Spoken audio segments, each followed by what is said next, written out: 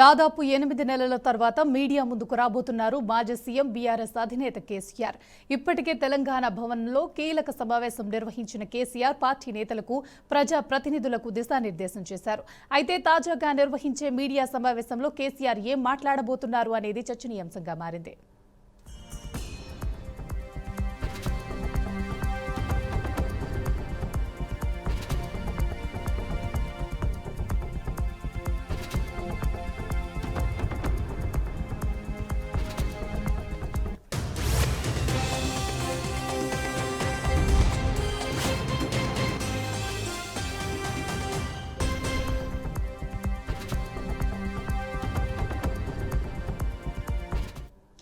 దాదాపు 8 నెలల తర్వాత మీడియా ముందుకు రాబోతున్నారు మాజీ సీఎం బీఆర్ఎస్ అధినేత కేసీఆర్.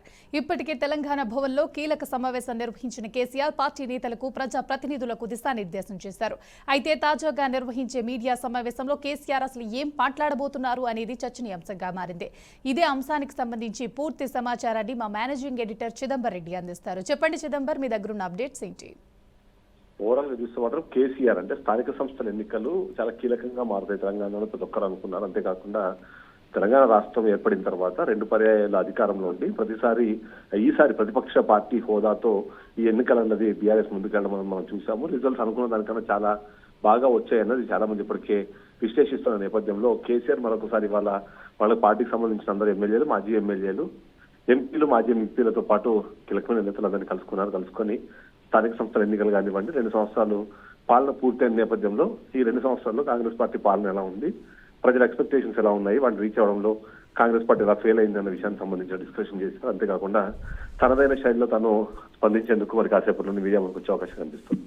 ఓవరాల్ చూస్తే కేసీఆర్ ఎప్పుడు వచ్చినా సరే తను ఏం మాట్లాడతాడు, ఏ అంశాలు మాట్లాడతారు దానికన్నా అది ఎలా మాట్లాడతారని కూడా చాలా మంది చాలా క్యూరియస్ గా ఎదురు చూస్తుంటారు. ఎందుకంటే తనదైన శైలిలో తను ఎప్పటికప్పుడు విమర్శలు గుప్పిస్తూ ఉంటారు. అంతేకాకుండా ఏదైనా సరే చాలా స్ట్రైట్ ఫార్వర్డ్ గా మాట్లాడుతుంటారు. కాబట్టి ఈసారి కూడా అదే తరహా ఒక ప్రెస్ మీట్ ఉండబోతోంది అన్నదైతే అందరూ భావిస్తున్నారు. అంతేకాకుండా మనం చూసాము, ఇప్పుడు అంటే పార్టీ నేతలతో మాట్లాడినప్పుడు కూడా కొత్తగా ఏదైనా అధికారంలోకి వచ్చినప్పుడు కనీసం ఒక 2 సంవత్సరాల సమయం ఇవ్వాలని మనం అనుకున్నాము. 2 సంవత్సరాల సమయం అయిపోయింది. సో ఇప్పుడు కాంగ్రెస్ పార్టీకి సంబంధించిన ఏవైతే వైఫల్యాలనే వాటిని ప్రజల్లోకి తీసుకెళ్లాలి అంటే మరొకసారి మరో ప్రజా ఉద్యమం అన్న చాలా ఇంపార్టెంట్ అనే విధంగా తను మాట్లాడడం మనకు తెలుసు. అందులో భాగంగానే పార్టీ వైఫల్యాలని అంటే అంశాల వారీగా ప్రజల్లోకి తీసుకెళ్లాలి. అంతేకాకుండా బీఆర్ఎస్ పార్టీ అధికారంలో ఉన్నప్పుడు, అంటే 2 పర్యాయాలు వాళ్ళ అధికారంలో ఉన్నప్పుడు, ఇప్పుడు 2 సంవత్సరాలు కాంగ్రెస్ పార్టీ అధికారంలో ఉన్నప్పుడు ఆ రెండింటికి మధ్యలో ఉన్న తేడాల్ని కూడా తను అంటే క్లియర్ ప్రజలకు ఎక్స్ప్లెయిన్ చేయాలని కూడా ఆలోచిస్తున్నారు. అందులో భాగంగానే నాయకులందరికీ కీలకంగా దిశానిర్దేశం చేయడంతో పాటు బాధ్యతలు కూడా అప్పచెప్తారన్న అంటే మాట అయితే వినిపిస్తోంది. ఆ విధంగానే తన ముందుకు వెళ్లే అవకాశం కూడా కనిపిస్తోంది. అయితే ఇక్కడ కేసీఆర్ ఎప్పుడు బయటకు వస్తారో అనే దాని విషయానికి సంబంధించి కాంగ్రెస్ పార్టీ కూడా ఎప్పటికప్పుడు ఆరోపణలు, విమర్శలు చేస్తూనే ఉంటుంది. అందులో ముఖ్యంగా ఆయన వచ్చే పరిస్థితి లేదు. కేవలం ఆయన కేసీఆర్ కేవలం ఫామ్ హౌస్ మాత్రమే పరిమితం అయిపోయారు. తనకి యాక్టివ్ పాలిటిక్స్ లో ఉండబోరు. అంతేకాకుండా కేటీఆర్ ని సీఎం చేసేందుకు గతంలో ప్రయత్నం జరిగింది. ఇప్పుడు పూర్తిగా రాజకీయాలను ఆయన చేతిలో పెట్టేసి రిటైర్మెంట్ తీసుకుంటారనే విధంగా కూడా కాంగ్రెస్ పార్టీ మాట్లాడుతోంది. ఎప్పుడైనా సరే తను బయటకు వస్తున్నారు అన్న మాట మాట్లాడిన వెంటనే కాంగ్రెస్ పార్టీ నేతలు రెస్పాండ్ అవ్వడము, వాళ్ళు అడిగేది కూడా ఒకటే, కేసీఆర్ రావాలి, కేసీఆర్ వచ్చి తన పాలనలో జరిగిన తప్పులు వాటిని ఎత్తి చూపినప్పుడు ఆయన ఏం సమాధానం చెప్తారో వినాలన్న ఆశ కూడా మాకుంది అనే విధంగా వాళ్ళు మాట్లాడే ప్రయత్నం చేస్తుంటారు. అందుకని కీలకమైన అంశం మాత్రం ఎప్పుడైతే తను బయటకు వస్తారో, బయటకు వచ్చిన తర్వాత ఆయన ఏమైనా సూచనలు ఇస్తే అవి నిజంగానే ప్రజామోద్యంగా ఉన్నా లేదా ప్రజలకు దాని వల్ల లాభం జరిగినా సరే వాటిని మేము పాటిస్తామంటూ కూడా చురుకులు అందించే ప్రయత్నం చేస్తుంటారు. సో ఇప్పుడు 2 సంవత్సరాల పాటు సమయం ఇచ్చాము. 2 సంవత్సరాల తర్వాత కాంగ్రెస్ పార్టీ పూర్తిగా విఫలమైంది. దానికి ఎగ్జాంపుల్ గానీ ఇప్పుడు గ్రామ సర్పంచ్ ఎన్నికలకు సంబంధించిన ఫలితాలు దానికి ఎగ్జాంపుల్ గా కనిపిస్తున్నాయి. ఇప్పటికే ప్రజల్లో 50% పైగా వ్యతిరేకత ఉంది. కాబట్టి ఆ వ్యతిరేకతని ఇంకాస్త దాన్ని పెంచడం కోసం, అంతేకాకుండా ప్రజల్లో ఎక్స్పెక్టేషన్స్ రీచ్ అవడంలో కాంగ్రెస్ పార్టీ ఫెయిల్ అయిందన్న విషయాన్ని మరొకసారి చెప్పే ప్రయత్నం చేయాలని ఆలోచన లేదు కేసీఆర్ ఉన్నట్టు. దానికి అనుగుణంగానే ఇప్పుడు కార్యాచరణ రూపొందించి దానికి సంబంధించిన ఇప్పుడు వివరాలు మీడియాకు వెల్లడించే అవకాశంగా కనిపిస్తుంది. స్వీయ thank you Chidambar Reddy, thanks for the update. ఈ సమావేశంలో మాజీ సీఎం కేసీఆర్ కీలక వ్యాఖ్యలు చేశారు. తనను తిట్టడం, అవమానించడమే ఈ ప్రభుత్వ విధానం అన్నారు. పార్టీ నేతలను దూషిస్తే పార్టీపై ఇష్టం వచ్చినట్టు మాట్లాడుతున్నారని మండిపడ్డారు. ఇది మాత్రమే కాంగ్రెస్ ఎజెండాగా కనిపిస్తుందని చెప్పారు. కాంగ్రెస్ ముఖ్యమంత్రి, మంత్రులు, ఎమ్మెల్యేలు అంతా ఒకే విధంగా ఉన్నారని అన్నారు.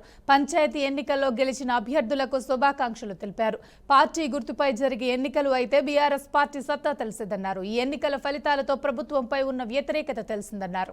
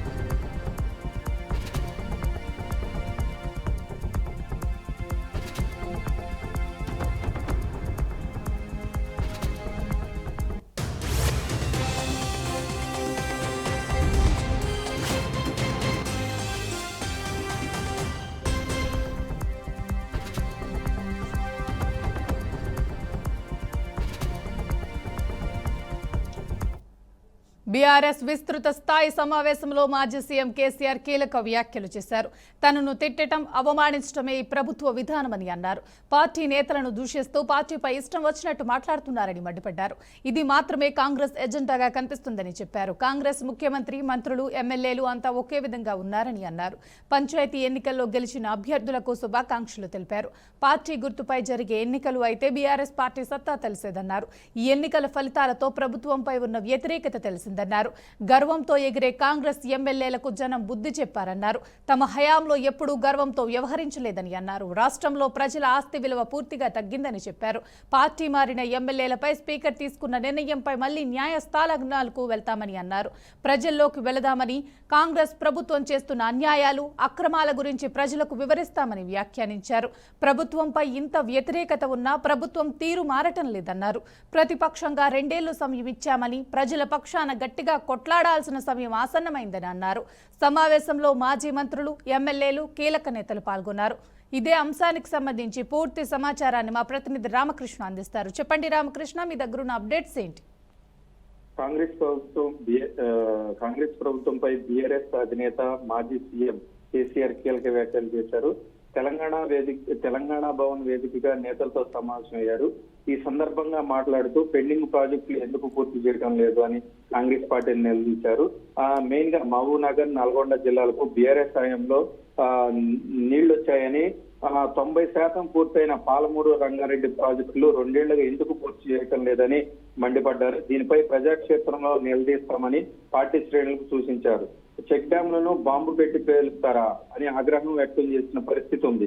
మెయిన్ గా చూసుకుంటే ఏదైతే కాంగ్రెస్ పార్టీ 2 ఏళ్ల పాటు ఎంత దుర్మార్గమైన అందించింది, ఏంటి, ప్రజల వద్దకు ఏ విధంగా వెళ్ళాలి అన్ని కూడా ప్రజలకి, బీఆర్ఎస్ శ్రేణులకి, ఎమ్మెల్యేలకి, మాజీ మంత్రులకి దీని గురించి క్లియర్ గా ఇన్స్ట్రక్షన్ ఇస్తున్నారు. మనం రాబోయే 3 సంవత్సరాలు ప్రజాక్షేత్రంలో ఎలా ఉండాలి, కాంగ్రెస్ పార్టీతో ఏ విధంగా కొట్లాడాలి ఏంటి అనేది పూర్తిగా మాట్లాడి దాదాపుగా 2 గంటల నుంచి ఈ సమావేశం కొనసాగుతుంది.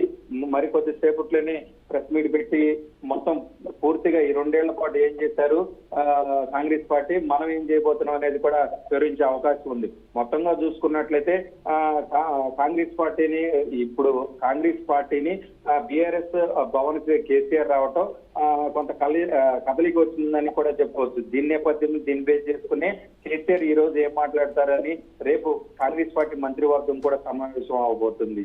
శ్రేయవర్మ. రామకృష్ణ, కేసీఆర్ మీటింగ్ లో మాట్లాడినట్టు అధికార పార్టీని విమర్శించడమే జరిగిందా? ప్రజలకు ఉపయోగపడే మాటలు ఏమన్నా మాట్లాడారు? మెయిన్ గా చూసుకుంటే కాంగ్రెస్ పార్టీ కేసీఆర్ తిట్టడమే ధ్యేయంగా పెట్టుకున్నారు. అభివృద్ధి కావచ్చు, సంక్షేమం 2 కూడా పక్కన పెట్టేసి ఓన్లీ బీఆర్ఎస్ పార్టీని టార్గెట్ చేస్తున్నారు. ప్రజల పాలన పక్కదోవ పట్టింది. ప్రజలు ఏదైతే రైతులకు సంబంధించి, నీటిపారుదలకు సంబంధించి కూడా ఎలాంటి ప్రాజెక్టులు కూడా కంటిన్యూ చేయలేదు, అన్ని కూడా అడ్డుకట్ట చేసే విధంగా చేశారు కాంగ్రెస్ పార్టీ అని కూడా తీవ్ర స్థాయిలో కాంగ్రెస్ పార్టీపై విరుచుకుపడే పరిస్థితి ఉంది. మెయిన్ గా చూసుకుంటే సర్పంచులు, బీఆర్ఎస్ పార్టీ బలపరిచిన అభ్యర్థులు గెలిచిన వాళ్ళకి కూడా కృతజ్ఞతలు చెప్పడం జరిగింది. మెయిన్ గా చూసుకుంటే ఈ కొద్దిసేపట్లో ఏం మాట్లాడతారు, ఏ అంశాలు చర్చకొస్తాయి, కైతా ఇష్యూ వస్తుంది, హెల్త్ పాలసీ ఏదైతే హెల్త్ పాలసీ ఉందో బీఆర్ఎస్ పార్టీ దాదాపుగా 9,000 ఎకరాన్ని వాళ్ళ సొంత బంధువులకి కట్టబెట్టే విధంగా ప్లాన్ చేస్తుంది. ఇలాంటి అంశాలన్నీ కూడా మాట్లాడే అవకాశం ఎక్కువగా కనిపిస్తుంది. Shreya Varma. Thank you Ramakrishna, thanks for the update.